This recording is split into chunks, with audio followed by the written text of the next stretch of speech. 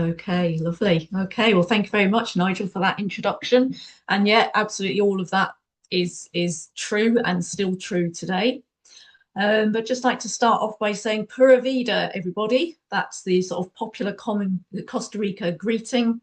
It can mean a number of things, whatever anybody wants it to mean. It can mean living in the moment, hello, goodbye, but they say it all the time, and it's a fantastic way to start off.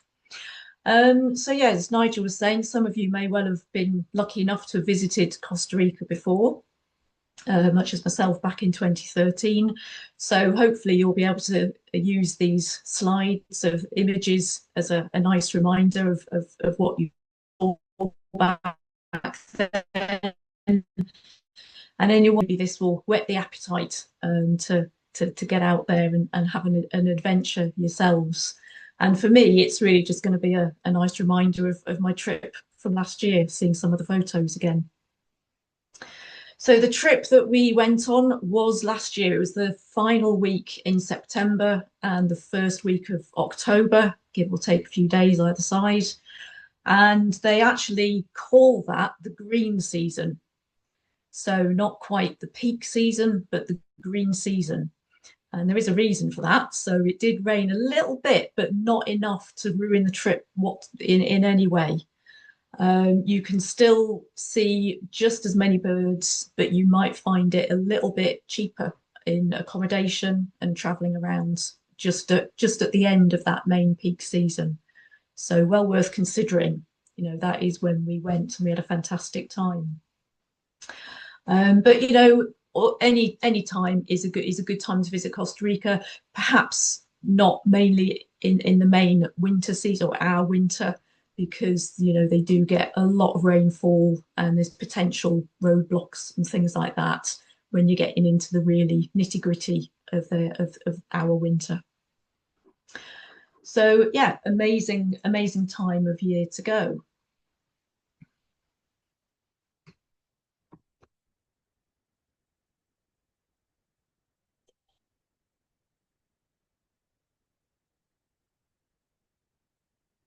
So I'm just trying to skip to the next slide.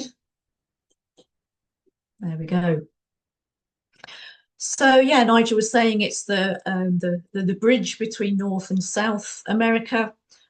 So yeah, as you can see here, this is Costa Rica in the red, and we've got Panama up in the north of that. Sorry, Panama to the south of that, and Nicaragua to the north.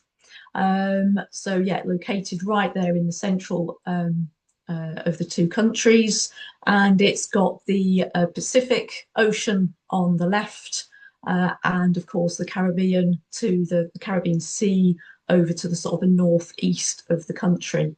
And it is, if you can imagine, about the size of Wales. So quite an interesting way, or an interesting comparison, if you like. But again, as Nigel was saying, it is one of the highest levels of biodiversity in the world, or it holds the highest levels of biodiversity in the world. So the next couple of slides, this is showing where those sort of birding hotspots are, if you like. Yeah, we've got, I'll show the next slide, it's a bit easier to see. So you've got the cloud forest and the highlands there in the middle, that's the purple band.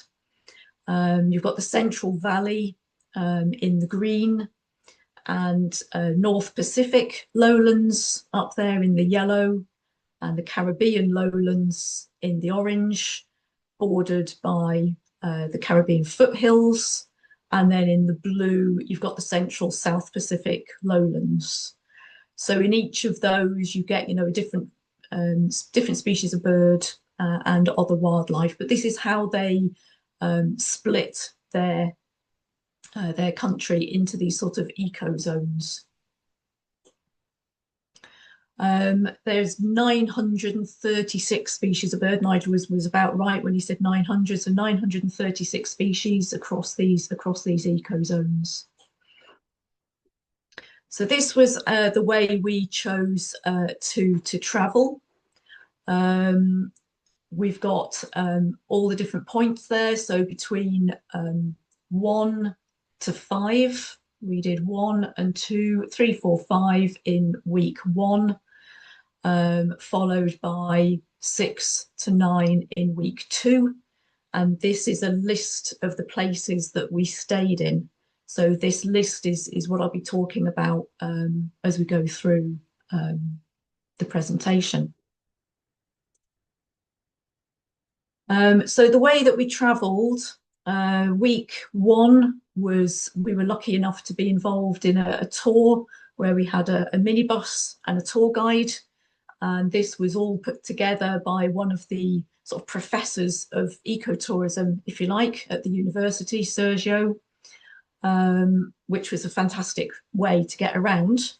But the second week was just myself and my husband, Anthony, and we actually chose to go between the locations with taxi, which might sound a bit extravagant, but it's not at all. It really does, you can weigh up the costs. And for us, it was the best way to travel was by taxi. It really is a cost-effective way to get around to different places. We found that we didn't need, there was no location where we needed a car or we would have benefited from a car. However, you know, when we went in 2013, we did hire a car. So we've been able to sort of balance out, you know, 3 different ways of getting around the country.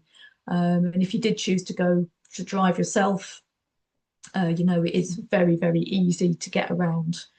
Between each of these kind of points, everything seems to be between 2 and 2.5 hours journey. So it's not, again, you know, we're talking size of Wales, just as a reminder, it's not that far to get, not that long to get around.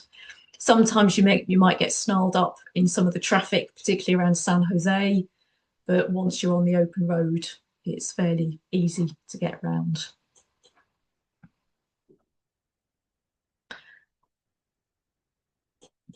So the first place we stayed at was Hotel Quelitales. And these sort of photos just give a bit of a snapshot really of the kind of the landscapes and the views that we were getting pretty much on a daily basis. Absolutely fantastic lodges, wonderful staff, wonderful reception to greet you after a long day's birding or after traveling for several hours overnight, for example. So we started off, it's pretty difficult for me to get together all the photos really.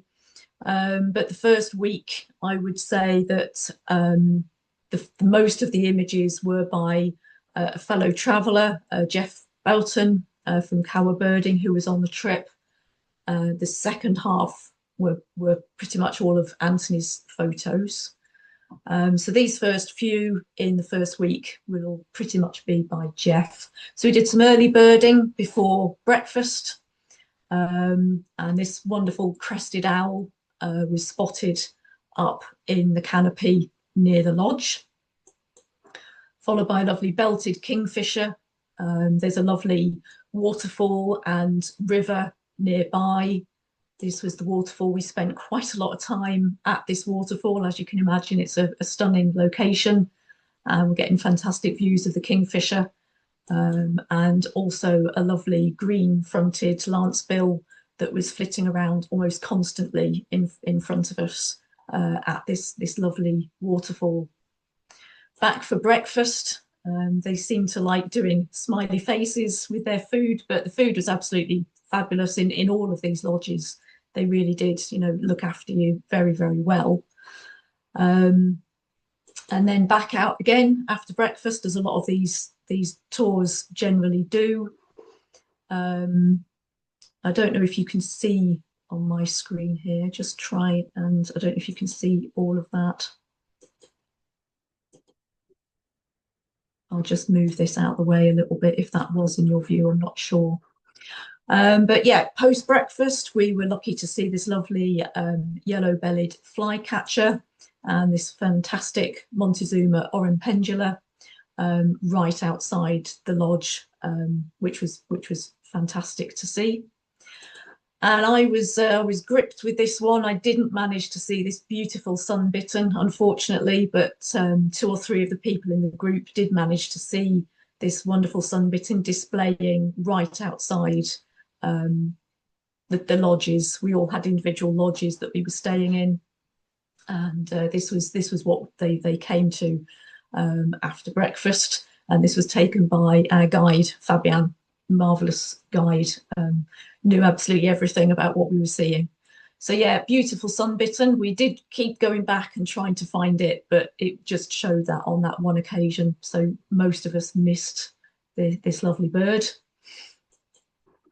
A few other images from around the reserve there. We found this white-eared ground sparrow, and a sooty-faced finch, very well so called.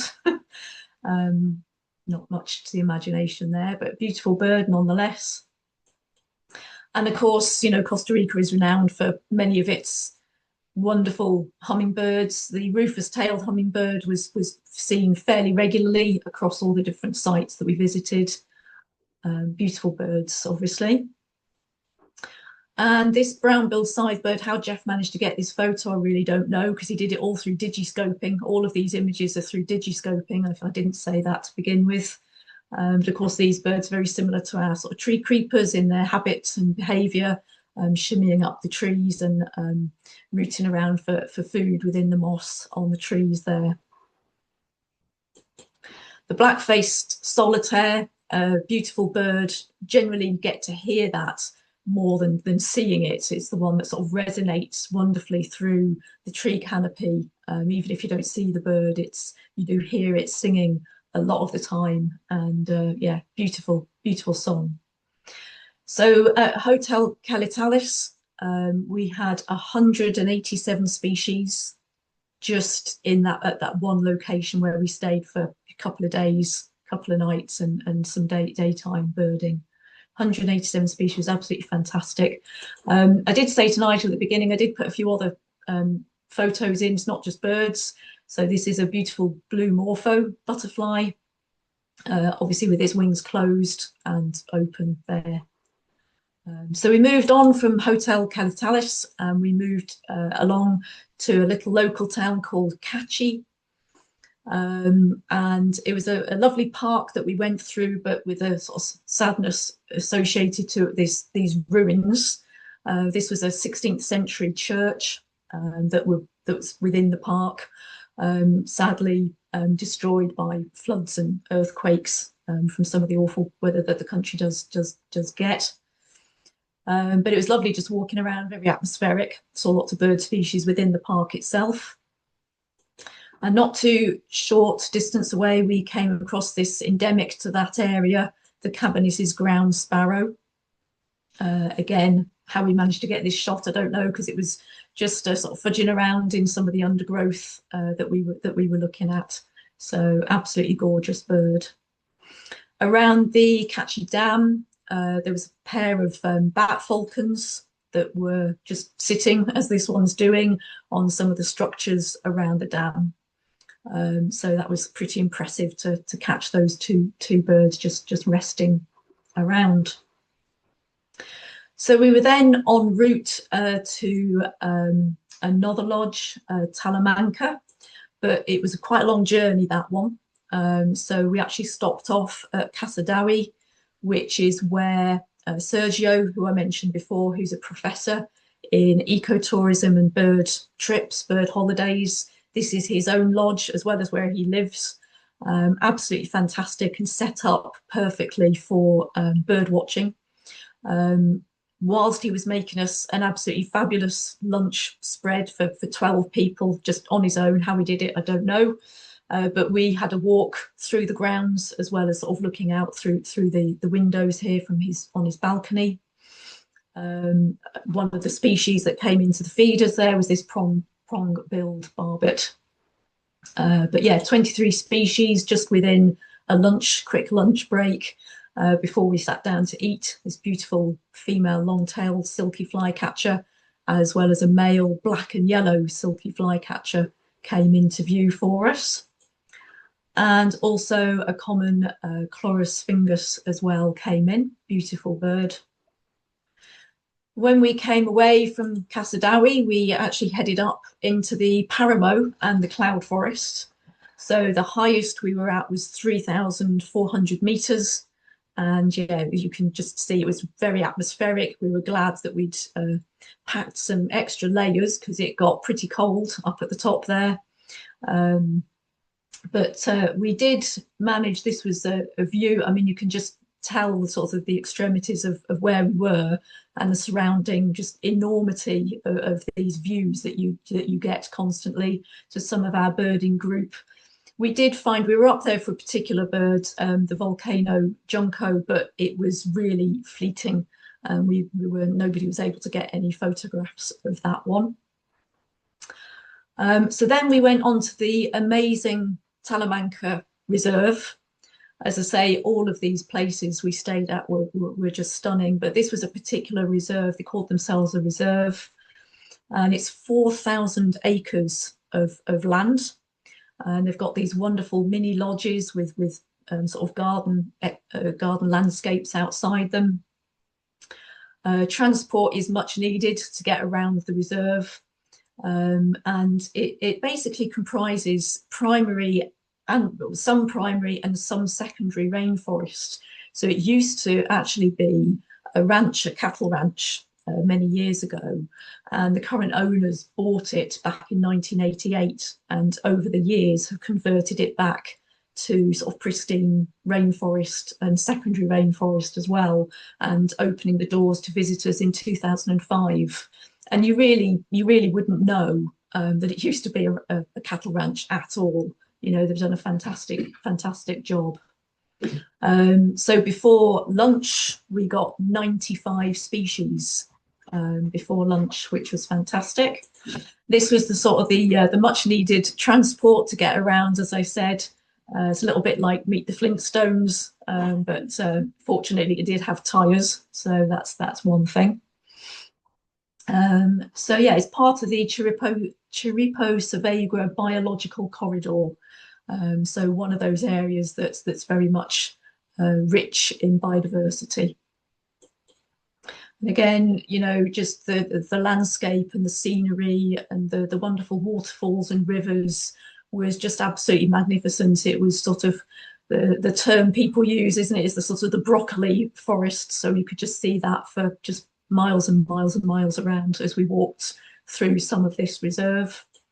And a wonderful example of some of the primary rainforest that still existed there. Some of it obviously in the foreground, you know, has been replanted up, but some of those magnificent trees with the epiphytes and bryophytes on still exist. And yeah, just some fantastic places for us to do some bird watching and looking out across the valleys and the mountains. This was quite an interesting find. This was an old satellite dish, a huge satellite dish that would have been used back in the day when it was a ranch. And the current owners have transformed that into a rest stop for walkers and birders. And you can see that it's wonderfully camouflaged nowadays. So after all the trekking and the bird watching, we were glad of a bit of a sit down and a rest at that stop. And some of the birds that we saw en route, beautiful gartered trogon there. I absolutely love this group family of birds. Some of you may know if you've seen them, they have that wonderful movement, slow moving head movement from left to right as they're sort of scanning for prey. So tracking sort of insects and berries. So they generally sort of perch and observe and then fly out to capture whatever it is that they see. Also an elegant euphonia that we saw in the reserve there as well. And another one of those wonderful hummingbirds, the white-bellied emerald, beautiful birds. They did, of course, have some feeders sort of right by the lodge, the main sort of canteen area, if you like. So some of these images that Jeff took were from that area. As you can see, you know, they put out, you know, fruit and things for these birds. But it does give you amazing close-up views of birds such as this male green honeycreeper and this wonderful speckled tanager. I mean, just mind boggles. Absolutely stunning birds, really. And also a lovely scarlet-rumped tanager came in to the feeding area. And this is the female shining honey creeper, making a small meal out of a banana there. That's the female shining, and you've got the male shining as well. So quite different between the male and the females, but both of them stunning birds. I mean, it probably was my favorite of the locations we were in was Talamanca. It was a real drag me out of there type moment when we left, but we had 181 species in just, 2 short days, should we say, daylight hours. 181 species just at one site. Absolutely amazing. So again, just to end on Talamanca, there was a couple of other ones here. Butterfly, this is one of the 88 butterflies, so called, as because of the patterning on the wings. There's several of them in those species name, and a lovely agouti as well that was quite friendly. So then we moved on down to the Pacific side, the Pacific Ocean. This was our wonderful lodge. It was a bit of a boutique lodge, to be honest, not like some of the others we stayed in, but the number of birds we got was still just as amazing, and the views out to the Pacific that you can see there, you could see that from where we were staying, were absolutely fantastic, with magnificent frigate birds and scarlet macaws flying along the coast, just for us to see. So this was the Hotel Crystal Baina, and that means Baina means whale. So a little bit more on that in a moment or two. But this was just some of the grounds throughout the hotel, and the wonderful bar. Not that we spent a lot of time in the bar, but it did have fantastic views. So we could just sit and have a quiet drink whilst also doing a bit of birding at the same time. Some of the species we saw within the grounds there was the white-crowned Amazon, spot-crowned Euphonia, and a grey-capped flycatcher. All of them gorgeous birds. We did a bit of a night walk round and managed to find this amazing black and white owl, which we just stood and watched for ages. It was very obliging. And also back during the day was the black-hooded antshrike.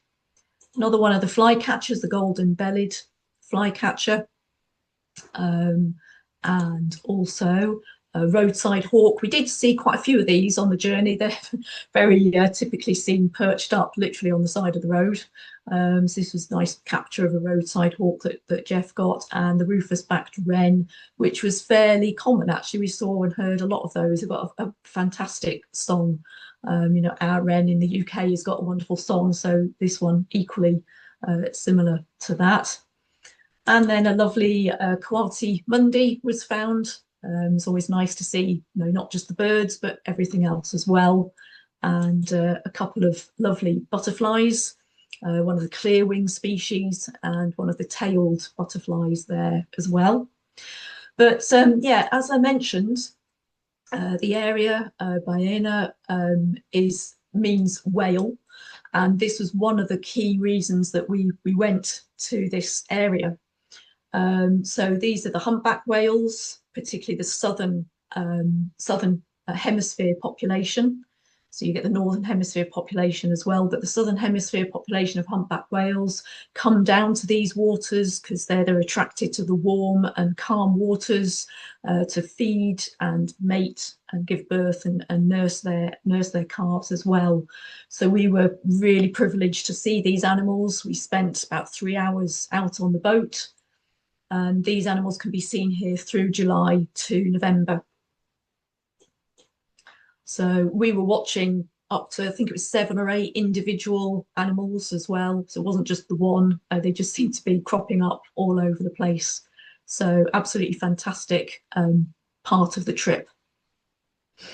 So then we were coming away from the Pacific and back to the cloud forests, to Rancho Naturalista. This is famed for its homely style, wonderful home-cooked food. And as I say, that's in the cloud forest and the highlands. And this was our final stay for that first week's trip. So we were very lucky to be able to watch birds from the balcony with a nice cup of tea, cup of coffee, and some snacks before we headed out before breakfast. This was a typical setup for the days. We'd go out before breakfast, back for something to eat, and then out again. But black striped sparrow was down underneath our feet, and the lovely green crested mango. And one of the highlights of the trip was this wonderful snowcap hummingbird. How Jeff again managed to get a shot like that, you know, I really don't know. He's still got his tongue out from feeding on some sugar syrup, maybe. Beautiful birds, so quick and agile, and just a colour you just can't imagine, really. Some other species we saw just at Rancho Naturalista there was the eye-ringed flatbill and a crowned wood nymph. So Rancho Naturalista, we got 156 species just at that one lodge within just a couple of short days of birding. So fabulous place to visit. So that was really the end of that first week's trip. So then it was the last week was just Anthony and I going between those places, as I mentioned, using a taxi service. And the guys doing the taxis are just absolutely wonderful. You know, they'll give you water and sweets in the back of the car and have lots of stops and maybe have a lunch with you or whatever that's going to be. Just really, really friendly people who want to show you around and do their best for the country and make sure people have a great time. So we started the last week up at Selva Verde, which was in the northernmost of the red spots that I showed you at the beginning of the talk. This is in the Caribbean foothills, to describe it properly. And Selva Verde Lodge was based on the Sarapique River. We had a wonderful time there. So these photos now will be, vast majority of these will be Anthony's photos. We had wonderful views of emerald toucanet just from the balconies and around the lodge there. Beautiful rufous mot. I don't know the name of a lot of these plants, but they were extravagant and exotic, to say the least, as much as the birds were as well. A lovely white whiskered puffbird was looking down at us from one of the routes that we were taking.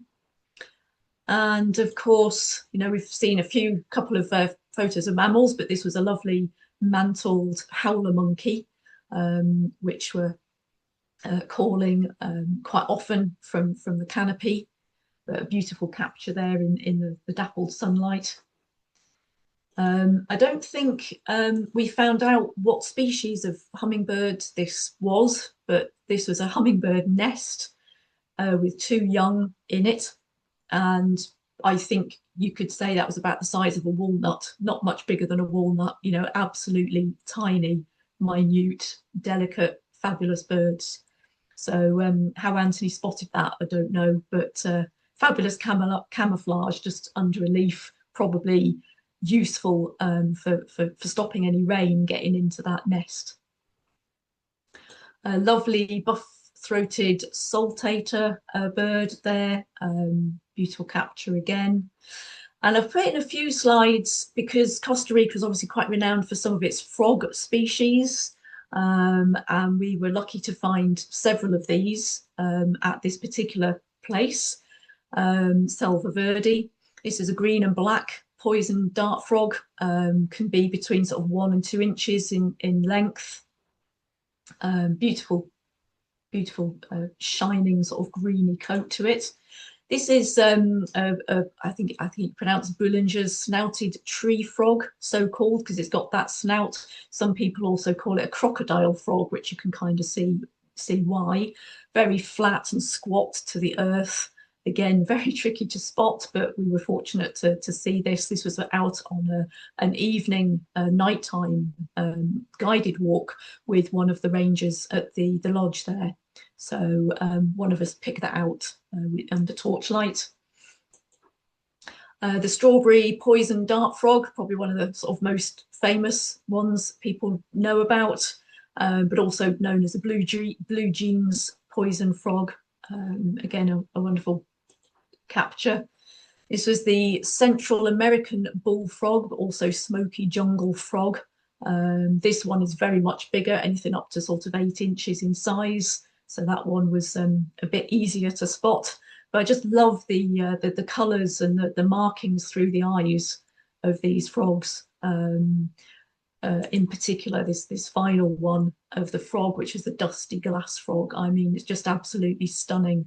Tiny little frog as well, but again, the colours and the markings through the eyes are just, yeah, unimaginable, really. Back on to some of the birds. We had lovely chestnut-headed Orompendula. I think this is taken from one of the balconies as well at Selva Verde. Yeah, had to put another mammal in. So these are the raccoons are native to Costa Rica, but we did just see this one individual at that lodge. Wonderful collared arikari or arisari, pronounced by different people differently. Relatively small member of the toucan family, but absolutely gorgeous coloration and intricacies of the bill there. This semi-plumbeous hawk was found, this was a juvenile, I believe, was found at a nearby restaurant where you can just sit and watch birds and wildlife as you're having a fantastic breakfast at the same time. But fantastic shot, very clear views of this wonderful raptor. And also this, again, a juvenile, a baby eyelash viper. This was only about 20 centimetres long, but I believe they get quite a bit bigger than that.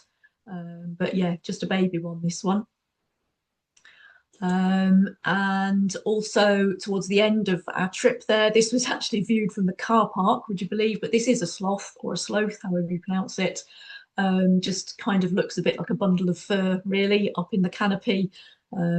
But that was the sort of the best shot we were able to get, really. But fantastic to see one. We didn't see one in 2013, and I was pretty desperate to see one this time round. So we were quite pleased, even though the view wasn't amazing. So then we moved over to the Caribbean coast. This is Mwamba Lodge at Tortuguero. You can only really get there by boat. I think there's a small plane will get there, but we chose to go by boat on the river system. The murky side there is the river system, and then you've got the wonderful Caribbean coast on the other side of this wonderful lodge. And Tortuga means turtle in Spanish. We were very privileged to visit the green turtle breeding beach, which is literally just beyond where those waves are. There were hundreds of these green turtles coming up, either hauling themselves up onto the beach or digging a nest or actively laying eggs in the nest. And we were very privileged to see this. It's very much controlled. They don't just let everybody onto the beach. You have to book it, you have to pay, you have to go with a guide who knows what they're doing and where they're going. No photography whatsoever, so we weren't able to get you any photos of that. And everything is done with sort of infrared torches, so very well organised, and we felt that we hadn't, disturbed them in any way, but were able to sort of witness that marvellous spectacle. Just along the river trip to the lodge, we were fortunate to find this great potu. This is a juvenile, and these are mostly nocturnal, I believe, so we were quite lucky to see this juvenile out in the day. Same family as the sort of the nightjars and oilbirds, frogmouths, and we were told they don't build nests, that they actually just balance a single egg on a branch. So this is likely to be where that juvenile had hatched from. It was lovely to see in the sun, and very well camouflaged against that tree, as you can see. Lovely bare-throated tiger heron. We saw this most mornings when we walked around the grounds. We saw several of these American crocodiles when we were out on the rivers, on the boat trips. You can go out on the boats with a guide up and down this. They call them canals. They're really rivers, but it's a river system, and it's absolutely marvelous. We did do that in 2013 as well, and I was so impressed I had to go back again. So yeah, beautiful way to see, really relaxing way to see the wildlife. I know it's not a great photo, but I had to put it in. You can just about see whiskers, I think, and a bundle of fur. But this was a Mexican hairy dwarf porcupine, which I'd never even heard of, but we were lucky to see in the crook of a tree here in the grounds of Moamba Lodge. So just had to put that in. We then came away from the wonderful Moamba Lodge in the Caribbean. We stayed overnight in San Jose in Hotel Bougainvillea. This was our penultimate stop. It's an absolutely wonderful hotel. Just you wouldn't imagine it in the middle of the city. 10 acres, and they boast this wonderful botanic garden, if you like, as part of the grounds of their hotel. And they're very much working on preservation of some of the endangered frog species. So they've got some small ponds and so on for Ferreri's leopard frog, the blue-sided tree frog, and the brilliant forest frog were all species that they're actively conserving and helping. In the grounds itself, we didn't get 60, but they have had a list of about 60 birds just in the grounds of their hotel. We got a fair few, but not that many. One of them was this wonderful mottled owl looking down at us. This was hiding up in a huge, well, sort of giant bamboo sort of plantation, if you like, within the grounds. But lovely to see. It was the gardener who actually put us onto this bird. He was aware that it was there. Also, a lovely lessons mot, which was in the grounds. All the mot species are just so incredibly coloured. It was amazing. Anthony managed to get one of those blue-sided tree frog photographs. Very sort of peculiar looking frog, really, not quite like the others with that shaping to the front of around the head. And a lovely cream spotted tiger wing butterfly as well. So then we came away from San Jose, took our taxi again to our final stop, which was down at Savegre, which was again down in the sort of the Pacific, but not on the coast, still within the forests. We had this lovely yellowish flycatcher pretending to be a bouncer, I think, and making sure that we were proper guests going in. Just around the area there, again, you can just see the sort of the atmosphere that we were within, the cloud forest, and some wonderful black vultures circling above us. Hopefully they weren't after something we hadn't spotted. The lodge itself, Savegre, is actually on the Savegre River, and we walked along the river most mornings. It was just absolutely gorgeous. We did hire a guide on a couple of occasions to see some of the specialist birds. This one here, a torrent tyrannulet, we spotted that ourselves.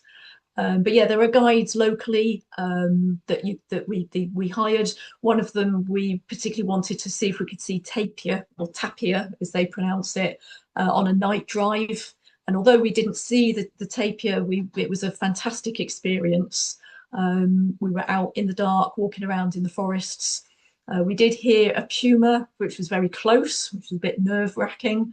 But we did also come across a cacomissel, which we haven't got a photo of it, unfortunately. You'll have to Google that one. But a cacomissel, sort of a ringtail type mammal, nocturnal mammal, and there were a couple of them chasing around in the trees above us, which was absolutely fantastic. So a wonderful place to be for a few days. Just see if this one works.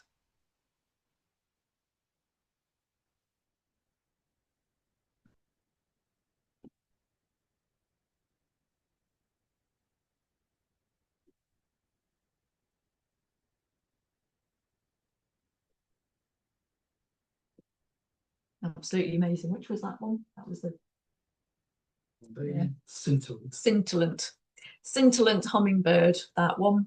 So I just had to put that in because the way the colour built up before it flew off the branch, that was literally taken right outside our mini lodge within Savegre main lodge itself. We just sat there for quite a lot of the time actually and just watched birds and insects and butterflies coming to and fro. Move on to the next one. Had a lovely flame-coloured tanager at one of the feeding stations nearby. And this wonderful lesser violet ear, showing its violet ears very well on this particular shot. And a lovely yellowish flycatcher, again, slightly different pose this time round, but they were very confiding, and managed to get some nice photos of that. The lovely volcano hummingbird, absolutely tiny, these birds. You know, they have to just constantly feed just to get the energy to keep going from one day to the next. So they're just very, very active. And you get a little bit dizzy trying to follow them around sometimes, but it's good fun all the same. And then we also had this wonderful white-throated mountain gem, again, tiny little hummingbird, just beautiful colorations there. And there was an acorn woodpecker that we came across. So we were, you know, looks similar-ish to our great spotted woodpecker, very similar sort of behaviour and ecology. But that was a nice find.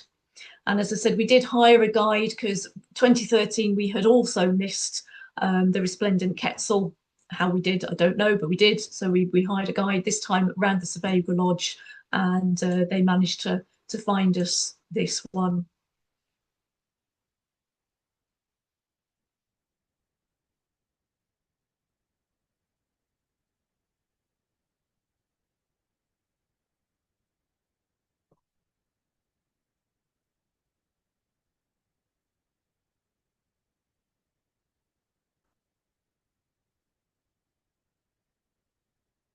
So that brings me to the end of a bit of a whirlwind tour, shall we say, of Costa Rica. But after all those wonderfully colourful birds and butterflies, I thought I'd just have the penultimate slide on, which is the national bird, would you believe, is their clay-coloured thrush. I mean, surely they could have put a bit more imagination into it, but there you have it, the clay-coloured thrush, their national bird. And yeah, just to kind of say that's it from me. This was the final of our journey at the airport at the departure lounge, which I thought was quite fun. An enormous blue jean, one of the red-eyed tree frogs. So that's it from me. Thank you very much. Thank you very much, Becky. That was wonderful. I wonder if that penultimate slide was a bit tongue in cheek by whoever designed that national bird. That's remarkable after what you showed us. That was really a very eye-catching tour of some pretty charismatic wildlife.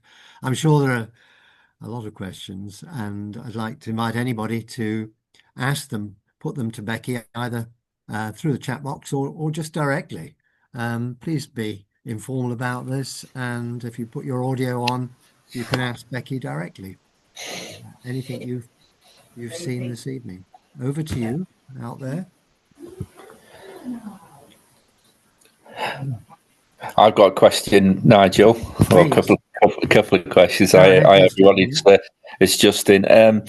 Hi, Becky. Yeah, look, it looks fantastic, and I've been sort of doing a little bit of background research because it is somewhere that I'm quite keen to go to at some point. But I guess, and this comes to the questions, sort of how fit do you need to be? How many, you know, what's the terrain like? What's the humidity and the temperature like? And sort of how many steps are you doing each day to, you know, to keep up? Yeah, very good question. I mean, thinking about, say, week one when we were with a tour guide in a minibus and that kind of thing,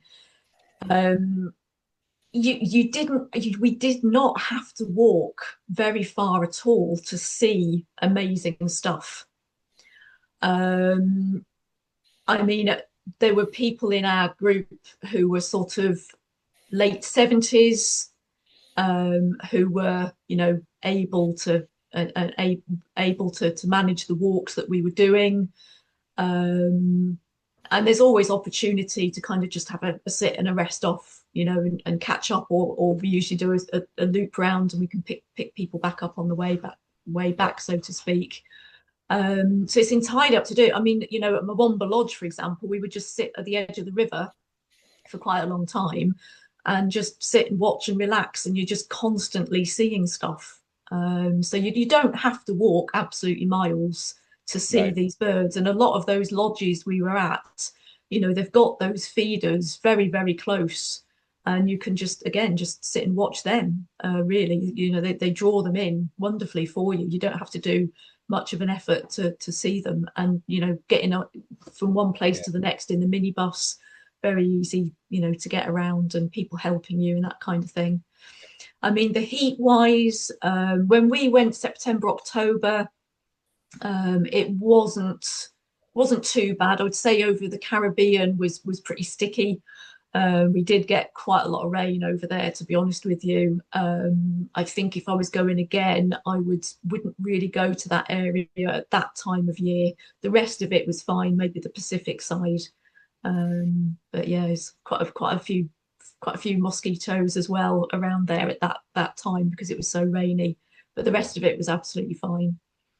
All right, thank you. Thanks, Becky. Thanks for your question, Justin. That's great. Any more questions? They sound incredibly and how well safe is organized in terms of the lodges, the availability of reserves and viewing it. Sorry, sorry, Nigel, I couldn't quite hear there. I can just see Alex's question, so I'll just go and answer that. So hi, Alex. Yeah, I hope you're doing all right. Best time of year to visit. Yeah, as I said at the beginning, I would probably avoid sort of our winter time. I think that gets into tricky traveling, really. If you're going to be traveling around the country, you know, they do get a lot of rain. You do get landslides. You do get roads getting washed out. So it does depend on where you're going and how far you want to travel. But if you want to get out to some of those slightly more remote places, that is an issue, definitely. When we went in 2013, we went March, which was a fantastic time of year to go. And then sort of our main summer, if you like, is probably the peak season.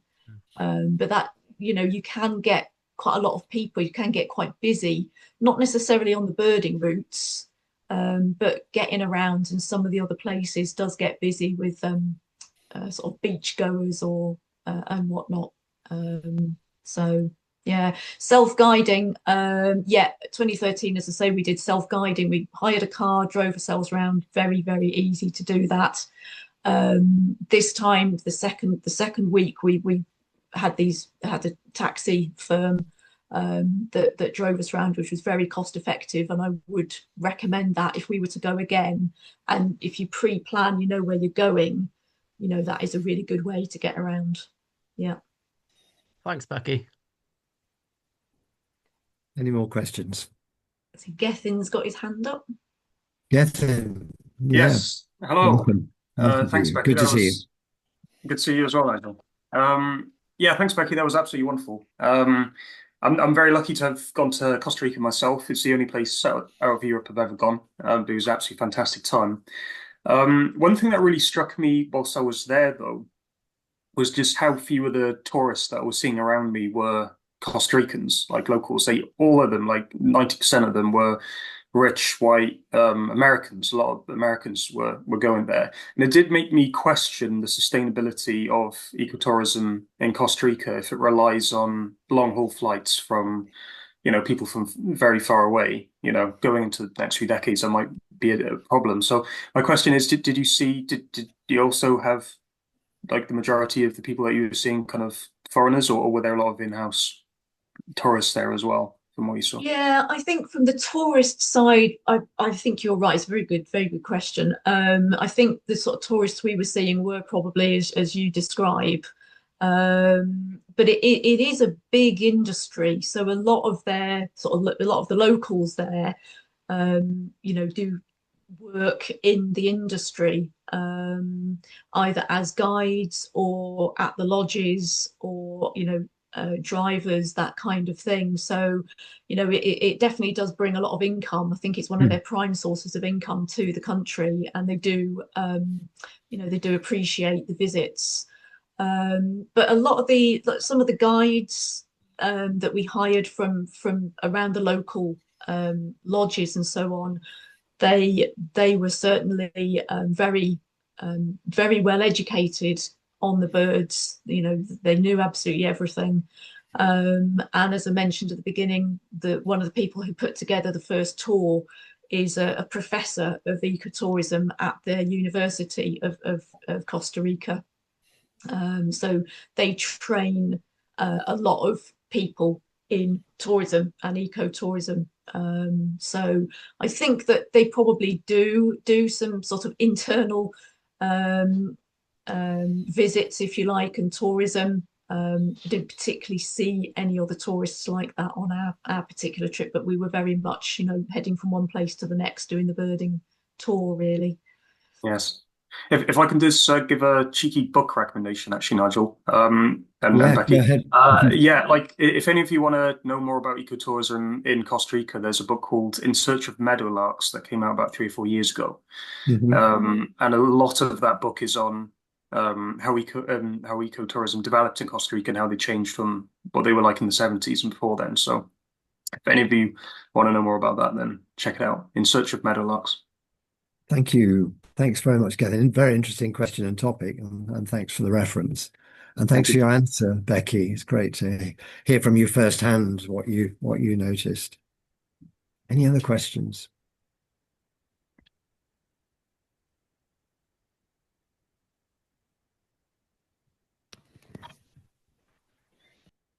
Is there a sort of Ministry of Environment and/or Tourism within the there's certainly for tourism. Yeah, they've got this sort of Costa Rica Tourist Board, who they're trying all different things. One of the aspects of our trip was very much on coffee. I'm not a coffee drinker. I'm a tea drinker, unfortunately. But they did really go all in on the coffee and chocolate. Chocolate was good. I do eat chocolate.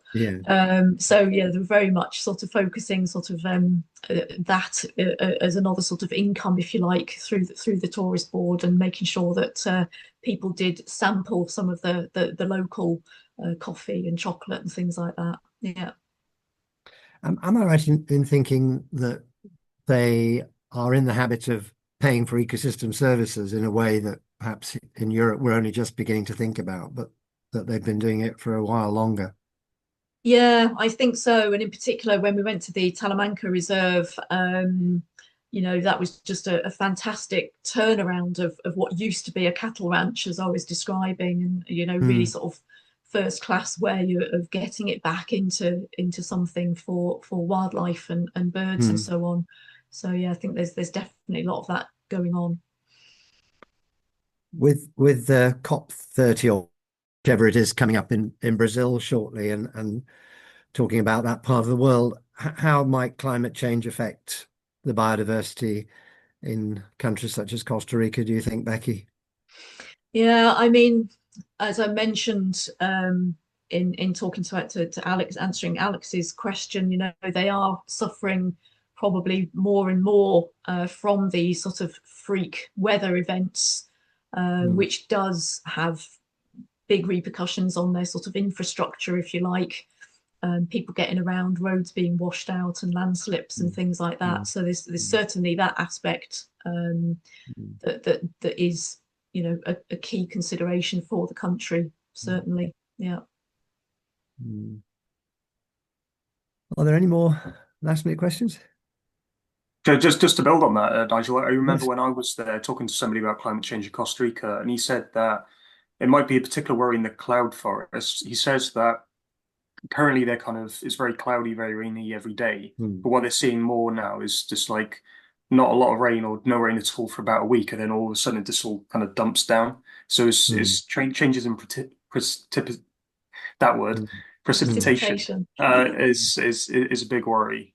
Yeah. I don't know if, like, I wouldn't say the mountains are the most biodiverse hotspots in the country. I think they're more kind of the foothills, but yeah, it is a particular worry in the cloud forest. And you know, as temperatures rise, the cloud forest vegetation will change as well, because new vegetation will go up. And just like our ptarmigan and dotterel, that could be a worry if, you know, the mountain specialists have nowhere else to go. You know, there are so many birds that are endemic to Costa Rica and Panama. Yeah. Anyway. Thank you again, Gethin. Thank you. And thanks, Becky. Well, if there are no more questions, I'd like to thank Becky wholeheartedly on behalf of all of us. It's been quite a splendid talk, and you made such a eye-catching and fascinating selection of species for us there, Becky. And I love the way that you built the whole talk, and thank you for giving us so much background to the country as a whole and some of its other wildlife, and then taking us on that same journey that you took and bringing it to life brilliantly. It was very good to hear firsthand about such a wide variety of sites, and all of them are memorable for different reasons, and all of them so accessible as you explained. And the illustrations were fantastic. I've marked some of my favorites. There were quite a few, but that sunbitten displaying, goodness me, must have been an amazing sight.